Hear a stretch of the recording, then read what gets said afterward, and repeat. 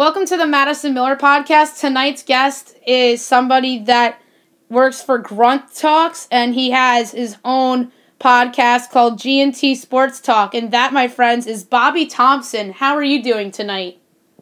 What's going on, guys? What's going on, Madison? Thank you so much for having me on. Yeah, it's my pleasure to have you on. So, your big thing is the NFL. You're a big NFL guru. Free agency is about to get started. A lot of news today, actually, on Selection Sunday, which is for college basketball, obviously. But the big news that came out today, Drew Brees announcing his retirement. I thought this was inevitable as Drew Brees ends his fabulous career, and only fitting that he makes the announcement on the 15-year anniversary he signs with the Saints. What do you make of the Drew Brees retirement? Well, you're absolutely right. It was inevitable. It was a matter of when, not if, he was going to retire. He reworked the end of his contract for the Saints. The Saints were in salary cap hell a week ago. They've made a lot of moves, but the one thing that everyone knew was Drew Brees was going to retire.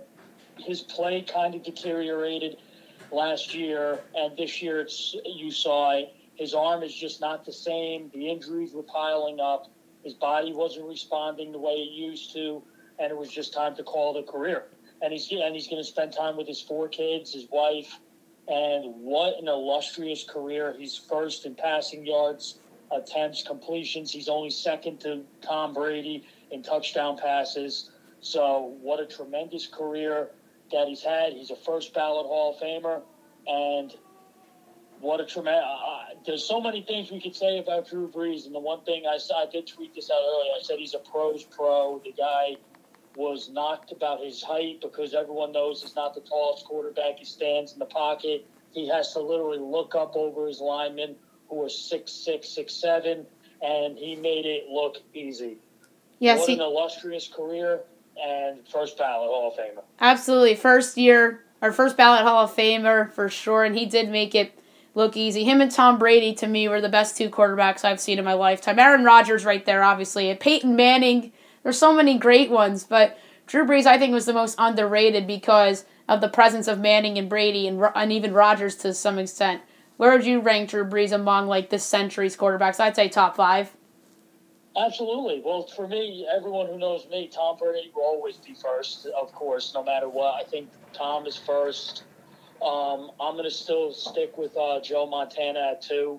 I still think he was one of the best 3. I'm going to go with, you know what? That's pretty tough. I'm actually going to go with at 3. I'm going to give Drew Brees 5. I'll put him at 5. At 4, I'm not. People might knock me for this. I'm not putting Peyton Manning in my top 5. I'm sorry. I respect what Peyton Manning has done. I don't think he's a top 5 quarterback of all time. I really don't. I'll say for 3, I'm going to go old school. I'm going to go Johnny Unitas. And 4, I'm going to go with Terry Bradshaw. But for right now, I think that Aaron Rodgers, when it's all said and done, he's going to be in the top 3. Well, he already is in the top 5, but all time with everything he's done, he needs to win a few more Super Bowls. And the Packers definitely need to give him more help to get him to the Super Bowl. So it's a lot of stuff there. But yeah, overall, I'd say Montana, absolutely. Steve Young was great. You talked about Unitas. Brett Favre, to me, is just too erratic, and he's only had 1 Super Bowl. But I would put Peyton Manning in my top 5. That's where we disagree. I'd put Peyton Manning in, and I would either take out Unitas or, I love Brees. That's such a hard list to make best quarterbacks of all time.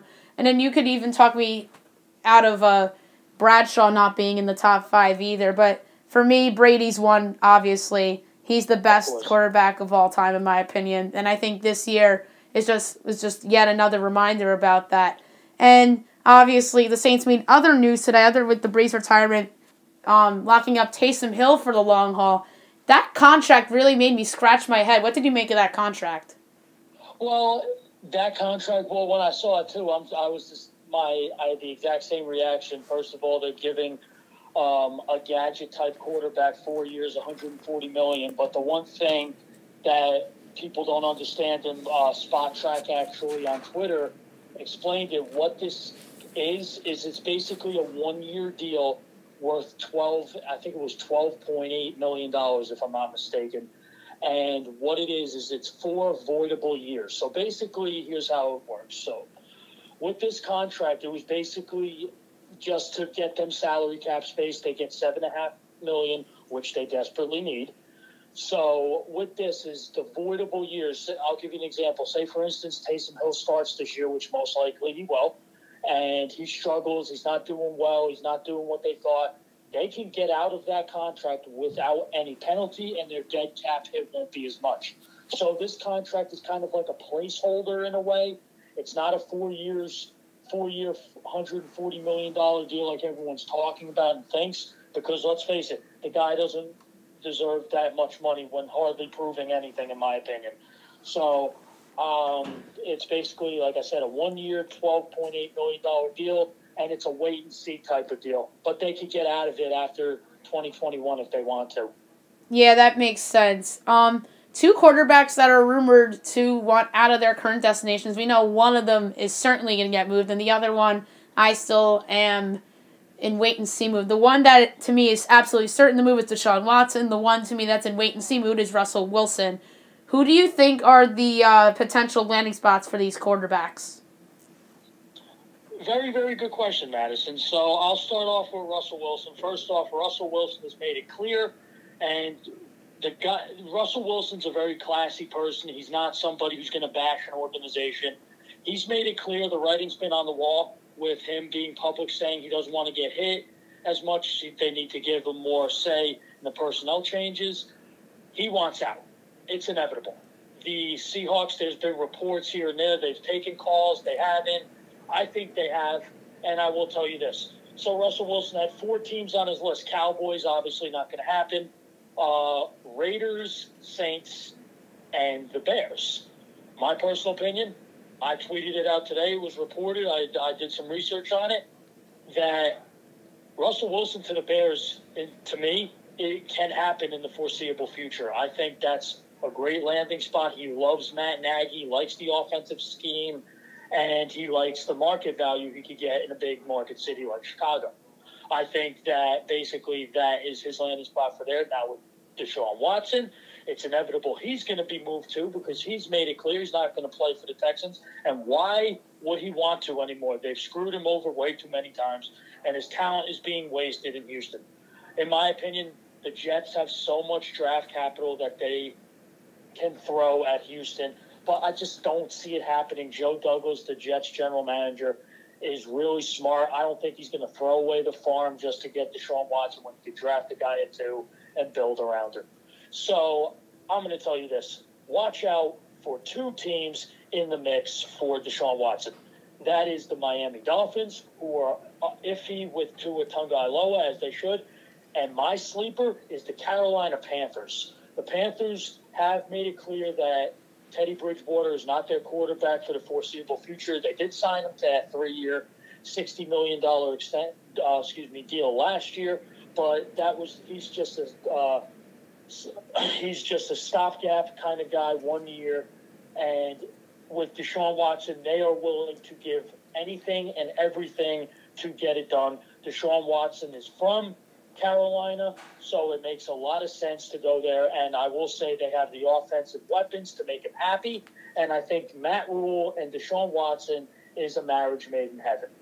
I do like the fit with him in Carolina, but I just think that Miami is going to be more desperate because I think that they're closer to winning than Carolina. I think Carolina still has holes to fill in the roster. Same with Miami, but I just have this gut feeling about Miami with the number 3 pick, Tua Tagovailoa.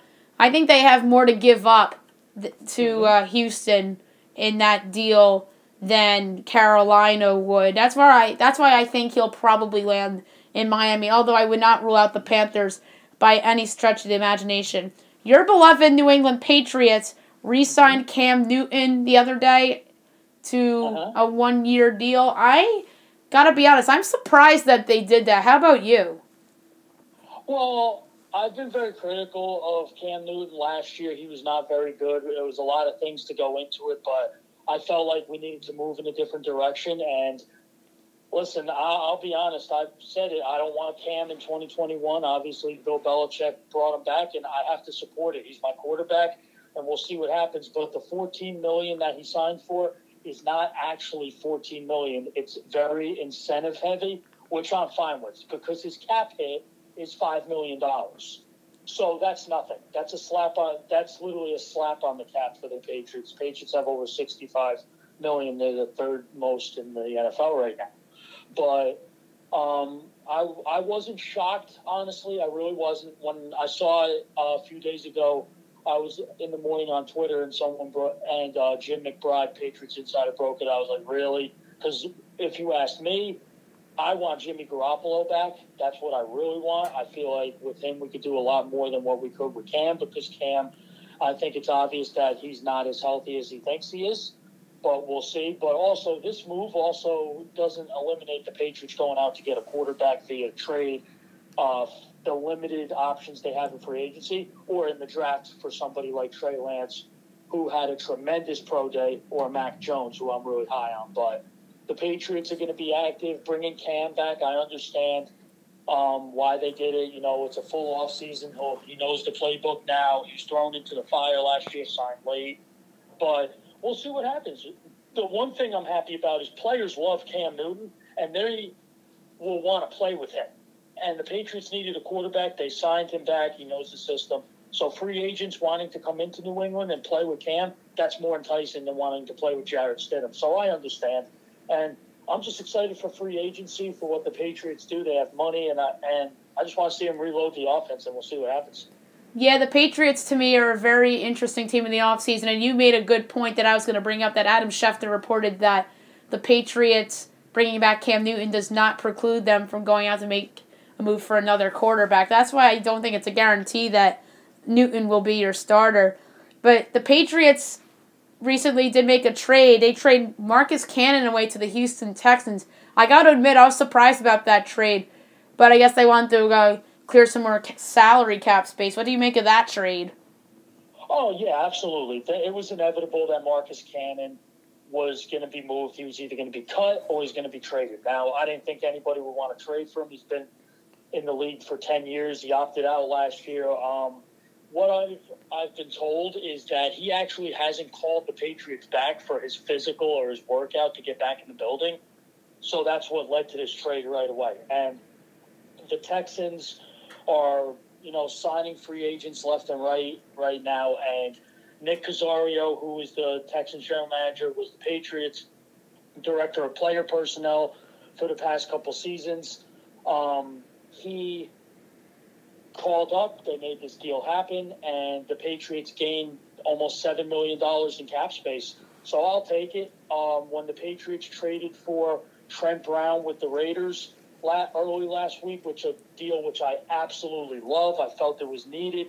The Patriots' offensive line, in my opinion, didn't get weaker by letting go of Marcus Cannon. It got absolutely stronger, in my opinion. It got younger, it got stronger, and it got better. So I'm happy. Marcus Cannon, I thank him for his contributions to the Patriots, helping us win 3 Super Bowls. But it was time to move on, and I'm excited. I really am for what the Patriots' offensive line has. Last year, Patriots O-line, one of the best in football. Joe Thuney's a free agent. He's going to probably, I'll give you a little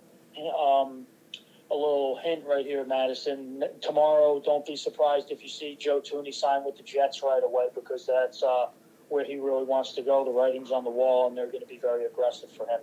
But I'm very excited to see what happens. Yeah, if you get that one correct, I'm sure Julian would be very excited, because he is dying for the Jets to get better this offseason. I've been seeing him tweet in about the Jets and everything. So, yeah, I'm sure he'd be very, very happy about Joe Thuney. So that's why I was somewhat surprised about the Marcus Cannon deal, because of Thuney, and I thought that there was a chance that Thuney would come back to the Patriots, but you seem to be more in the know than me, so I'm going to give you that one. The wide receiver market, I think the Patriots will be heavily involved in this. My favorite team, the Giants, and obviously the Jets, Julian's team, is going to be in the wide receiver market as well. A ton of good wide receivers on the free agent market. Kenny Golladay, I think, is the best wide receiver on the market. Smith-Schuster from the Steelers. I said almost a Julio Smith-Schuster. Yeah, Juju Smith-Schuster, obviously, too. So what do you make of the wide receiver market and any particular destinations for these wideouts? And don't forget about a possible trade of Odell Beckham Jr., because that cannot be ruled out, in my opinion. Absolutely. The wide receiver market, this free agency, is probably the strongest it's been in the past decade. It's really exciting to all these great wide receivers on the market. And a lot of people aren't talking about Corey Davis, who's very good, Curtis Samuel, who I absolutely love, and and Juju, who's 24 years old. So here's what I think. Kenny Golladay is going to have a robust market. Miami's going to be in on him. And the Giants, I think, are going to go hard for him. The Giants are kind of limited with cap space, but they will build more. My destination for Kenny Golladay, I've been saying this for the past month, is the Giants will make him an offer he can't refuse, and he's going to go there. And I'll tell you why.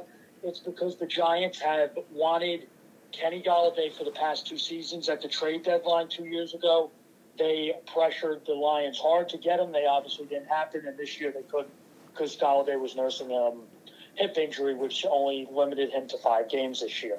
So I think the Giants, your Giants, will lure in the number 1 wide receiver, and Kenny Golladay opens up everything for Daniel Jones down the field. I really hope you're right.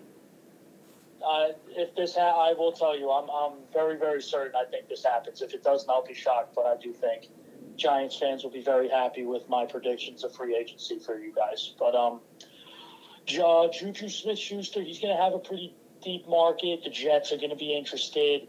The Raiders, I think, are a dark horse team. I think the Patriots will be interested. Ultimately, I think he goes to the Raiders. I think they really need somebody like him. I think Derek Carr would love to throw to him. And he'll be a really, really good fit for him. Let's see here. Curtis Samuel, I will tell you this. I think the Patriots bring him in. I really do. I'm big on Curtis Samuel. I think he is very versatile. The Patriots are known for using players in very, very various ways. And I do think that Curtis Samuel provides a spark that the Patriots need in that position. For other wide receivers on the market, let's see here. I'm going to go with Corey Davis going to the Packers. They really, really need help. Other than Devontae Adams, they're bringing back Devin Funchess, who opted out last year. I think Corey Davis is just what they need to help out Aaron Rodgers, help him get over the top on offense. Let's see here. Will Fuller? Odell Beckham. Now, you know what? That's a good point. Odell Beckham trade. Now, the Browns have been very, very, open, saying that, hey, Odell's our guy. We're better with him than we are without him. I'm going to disagree. The Browns went deep in the playoffs last year without Odell Beckham. Right. Odell Beckham, and you know this personally, Madison, being a Giants fan. Odell Beckham's a great player, but he's kind of a diva distraction, don't you think? Oh, yeah. So here's what I think. I think that, I'll be honest, and I'm not trying to be a homer, I think the Patriots, if he's available, I think they would make a trade for him. Him and Cam Newton are best friends. So that's something to watch out for. I also think the Jets can't be ruled out for a trade with Odell Beckham. I really can't. Also, a team to watch out. I could see the Dolphins making a trade for Odell, believe it or not. That's crazy. I think that could be something to watch out for because the Dolphins need help on offense. They only have Devontae Parker. That's it. They need more. The Dolphins and their cap space is very limited. But I will say Brian Flores did say the other day that the Dolphins won't be as active. But if they are active, that's something I think you have to watch out for. Yeah, absolutely. And then Will Fuller, I disagree with you about Corey Davis to the Packers. I think Will Fuller's going to be the wide receiver, ends up in Green Bay. They tried to trade for him last year at the deadline. And then the Texans didn't pull the trigger, and then Fuller gets suspended.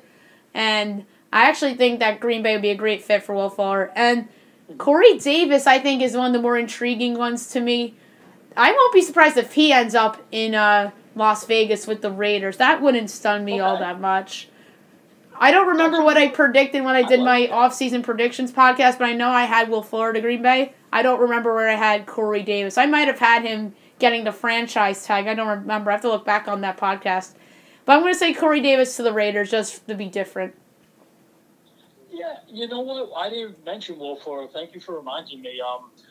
I do think that my predictions, because I had it on GruntTalksMLB.com, my top 50 free agents and where they end up. I think he goes to the Jets because the Jets have been linked to him for quite some time, and Joe Douglas really likes him, and I think that Will Fuller likes the Jets too. So I think it's going to be between the Packers and the Jets, but ultimately I think that the Jets have more money to spend, so that's where he'll go. He's going to chase the money, and he's a guy that could open up for if they're going to draft Zach Wilson or they keep Sam Darnold, whatever they decide to do at quarterback. Adding Will Fuller is something that is very intriguing to quarterbacks. That is very true, that money. What's a team that you think is under the most pressure this offseason to make a big splash? Like a win-now type of splash? Patriots. I think that they really are under a lot of pressure. They were 7-9 last year. Didn't make the playoffs for the first time since 2008. It was just unacceptable. I think that Bill Belichick's under a lot of pressure. He doesn't want to rebuild for the future. He wants to win now and win another Super Bowl, which is his mission this offseason. Another team, I think that's under a lot of pressure to win now. You know what? I think the Packers. I think the Packers are under a lot of pressure to win now. They've always been so close, but no cigar, and they need just a little bit of help on defense and a little bit more help on offense. And they did get that. We're re-signing Aaron Jones to that nice deal he got today. But let's see here. Other teams that are under pressure to win now. That's a good question. I think the Titans are under pressure to win now. I really do. Let's see here in the NFC. The Saints, in my opinion, I don't think the Saints are going to be as good as people think they are. They've taken a step back, in my opinion. I'm going to say this. I'm going to say the Rams. The Rams are another team to watch out for. They need to win now because, listen, they just got rid of Jared Goff. They got Matthew Stafford. They got what they wanted. They're going to be under pressure to win now. They have no money. They're over the cap by $33 million, and tomorrow's tampering period starting. So they're going to need to literally clear $33.9 million by Wednesday at 4 o'clock. It's going to be a very, very tall task for the Rams. But I do think that they need to do something because they were a team to beat a few years ago. They went to the Super Bowl a few years ago, and since then they haven't really done much. So I think those few teams are really under pressure to, make moves and win now. There's a team you didn't mention in there. This team that I'm going to mention is my pick that's under the most pressure. They reside in the NFC, and it is the Chicago Bears. And it's one move in particular, upgrade the quarterback position. To me, if they get Deshaun Watson or Russell Wilson, they leapfrog the Packers in that division for the favorite spot. But there's a caveat. Allen Robinson, did he get franchise tagged? I think he did. Yes, he got okay, good. Tagged, but he's not going to sign it. I thought he did. I wasn't 100% sure on that. So with him back in the fold for another year at least, I think they have to upgrade the quarterback position. I know they made it last year, but they lost to the Saints.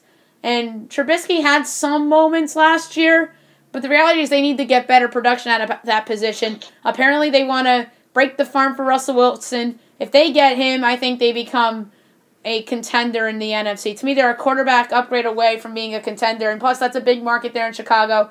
Matt Nagy, a coach on the hot seat. Ryan Pace, a GM on the hot seat.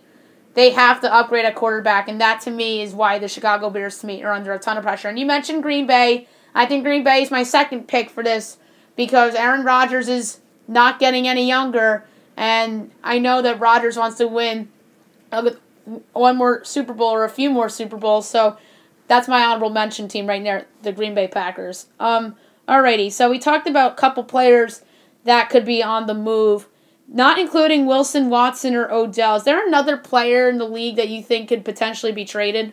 Oh, and let's throw Sam Darnold in that group too because we talked about him already. Yeah, I don't think you could rule anything out. I will say this, a player that could be on the move is, and this leads to a deal with the Bears trying to get Russell Wilson. Watch out for Khalil Mack. Watch out for him to be on the move. He has a big cap hit, but the only way they trade him is if they get Russell. I think that's one thing that people are wondering, and I'll tell you this. a deal does not get done with the Seahawks to get Russell Wilson to Chicago without Khalil Mack in the deal. So I think you could watch out for him. Zach Ertz has been talked about being moved. It's not a matter of if he gets moved, it's when he gets moved. That's another one. Let's see here. There's been rumors that Robert Woods from the Rams will get moved. I don't believe that. I really don't. Let's see. I'm going to say, you know what? This is actually a really, really good question because you never really know. But I do think to watch out for is a deal with Russell and the Bears, Khalil Mack. I think that's something to really watch out for because if the deal gets done, Khalil Mack will be in it. So you think Khalil Mack goes to Seattle in that deal? Yes. Interesting, because obviously to me, if Seattle gets a deal done with Chicago for Russell Wilson, it's obviously going to be a ton of picks. But why Khalil Mack to Seattle? To me, that just doesn't make any much sense. If you're Seattle, if you get rid of Russell Wilson, you should be rebuilding, not getting more good players. If anything, they can get Mack and then trade him again, potentially. So, to me, that's just a head-scratcher if you put in, a really good player like Khalil Mack in that trade. What's the point of him being in that trade? That's how I look at that type of a situation. I know it's kind of head-scratching. It really is. It's just, you know what? I think that Khalil Mack is a guy that they like. I think, you know what? You're right with the picks. I really do. They're going to want to build for the future. But also, why not build your defense around somebody like Khalil Mack? They haven't had a great pass rush since their Legion of Boom days in 2013 and 2014. And I know Khalil Mack's not young anymore, but he could still play at a very, very high level. I just said they put him in the deal because they're going to want to move some cap. And I think that putting him in the deal would intrigue Seattle to have them because no matter what, I do think that Khalil Mack is better than any pass rusher that Seattle has right now. So I just think that it would just make it more enticing to get him. Now, if they got him in the trade and didn't want to keep him, of course they could move him and they'll move him and get as much as they need. I agree with you. It is kind of head scratching, but in my opinion, I think to get a deal done for Russ, I think he has to be involved in it. I think that would be something that the Seahawks organization would be like, yeah, okay, we'll do it. Yeah, so we're just talking about players that could be moving. I won't be shocked if these next couple days reminisces. Remember, I believe it was 2015. It might have been 16, the year that the Eagles they traded away LaShawn McCoy, and then they signed DeMarco Murray, and there was a flurry of deals right before free agency officially began. I won't be shocked if we see something like that again. I mean, we're seeing it today. We saw the Dolphins-Texans linebacker trade. We saw the Marcus Cannon trade. Give me a bold off-season prediction. It could very well happen this week. It could very well happen within the next couple weeks or months. What is a prediction, a random prediction that you can kind of see coming that people may not expect? Oh, that's a good one. Well, I will say this. I do think a bold free agent prediction is, well, first off, I'll say tomorrow at 12 o'clock when legal tampering period starts, 90% of the deals are going to get done. Here's a prediction for you. You're going to see a lot of players take one-year deals. That's a prediction I will tell you that nobody's talking about. A lot of players are going to want one-year deals, and if they don't, they get two. You won't see. Here's what I've been told. Here's what I've been kind of, secretly said is they're like, listen, you're going to see a lot of players take one-year deals. And I'm thinking at first, why would they do that? Here's why. Because next year when the TV deals come out and the salary cap goes from 182 to over 200 million a year, that's when they're going to want to cash in. So you're going to see a lot of players take one-year deals. That's not every free agent, but a lot of them will take one-year deals. and their agents are telling them to take one-year deals and be free agents next year. So I will tell you this. Here's another prediction. Next year's free agent class is going to be even bigger because of the one-year deals that are going to be handed out. And it's going to be a free agency pool where people say, here's how I think. I think it's going to be moving fast, as it always does. You're going to see a lot of moves happen tomorrow and early Tuesday morning. And then by Wednesday, when free agency is official, everything's basically done. But a bold prediction that I think that's one that I think is monitoring, players taking one-year deals. I also think that I'm going to say that Allen Robinson, here we go, going back to Allen Robinson, signs his tag and gets traded to the Miami Dolphins. Ooh. Wow, I like that. But here's the thing, though. If you're Chicago, you want to keep Allen Robinson in case you want to go out and get Russell Wilson, and then you give up all those picks and stuff for Russell Wilson, then where are you going to get your wide receiver, your replacement for Allen Robinson? So, I would be scratching my head if that were to actually happen, because if I'm the Bears, I keep Allen Robinson, because if you're Russell Wilson, you want to go to Chicago, don't you want good players around you? Of course, yeah. He definitely does want great players around him, but the one thing is Allen Robinson is not happy with the franchise tag. He's disappointed in the Bears organization. I think that I think getting Russell Wilson would kind of intrigue him to stay, but I think the writing's on the wall. And I think there's going to be a lot of teams calling in the next few days about Allen Robinson available in a trade. And I think Miami makes a lot of sense because of my free agent predictions. I had them spending the money to go get him because he's a guy they've been missing on offense that could really help stretch the field and maybe help Tua as well. So it's going to be something to monitor. And also, here's another thing. Here's where it comes down to, too. Imagine the Dolphins get Deshaun Watson, and they try to trade for Allen Robinson. What better way to play with Allen Robinson wanted to play with a great quarterback? There you go, because he did. Allen Robinson, I was in a Zoom call with him a few weeks ago, and he did say he wants to win. And I think that if he gets traded to Miami and Deshaun Watson's a quarterback, I think that makes a lot of sense too. Yeah, I do think that would make a ton of sense. If I had a bold prediction, there was one I thought about pulling the trigger on at last year's trade deadline, but in the sense of I could see myself making this prediction in the offseason. I want to say that the Cowboys were going to trade Amari Cooper to the Cardinals for Patrick Peterson, but I don't know if Peterson's a free agent right now. Patrick Peterson's a free agent. That's the problem. But I could see a world where the Cowboys deal Amari Cooper for a number one corner or a number one type of pass rusher to go with DeMarcus Lawrence. But I don't know if I have the balls to pull the trigger or not. I don't think I had that in my predictions list either, but I can see a world where that's rumored.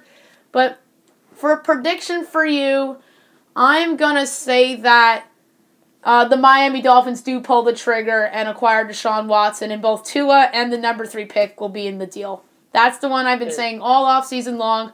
I'm going to stick to my gut and think that Deshaun Watson will be a Miami Dolphin, and the Bills will have a legit threat to them in the AFC East. What do you make about that?